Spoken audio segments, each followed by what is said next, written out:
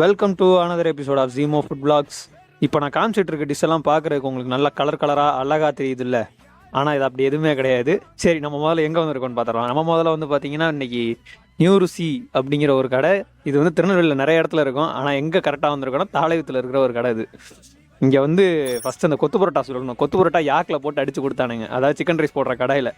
அது ஓகே, டீசெண்டாக இருந்துச்சு, அது விட்டுறலாம். ஆனால் அதுக்கடுத்து அந்த சிக்கன் ரைஸ் என் மாப்பிள்ளை அண்ணாமலைன்னு ஒரு தருக்காண்டா அப்படிங்கிற மாதிரி சிக்கன் ரைஸ் ஒன்று கொடுத்தாம பாருங்க. அதாவது ஃபஸ்ட்டு 2 வாய் எடுத்து வைக்கிறேன், ஆஹா அருமையாக இருக்குது அப்படின்னு தோணுது. அப்புறம் தான் தெரியுது நான் பசியில் காஞ்சு போயிருந்துருக்கேன்ட்டு. வாயில் அதுக்கடுத்து வைக்க முடியல, சாப்பிடவே முடியல, ஒரு மாதிரி இதாகவே இருந்துச்சு. அதுக்கப்புறம் நான் இப்போ ஒரு கிரேவி உங்களுக்கு எல்லாருக்கும் ஒரு ஃபோட்டோ காமிச்சேன்ல, இந்த கிரேவியை பார்த்தா உங்களுக்கு என்ன மாதிரி தெரியுது, என்ன கிரேவி மாதிரி தெரியுது. ஆனால் அது வந்து அதுக்கு முன்னாடி நீங்கள் கமெண்ட் பண்ணிடுங்க. ஆனால் அது என்ன கிரேவின்னு இப்போ நான் சொல்கிறேன். அது வந்து பார்த்தீங்கன்னா ஒரு பெப்பர் சிக்கன் நான் ஆர்டர் போட்டிருந்தேன். அது பெப்பர் சிக்கன் மாதிரியா இருக்குது, நீங்களே வந்து சொல்லுங்கள்.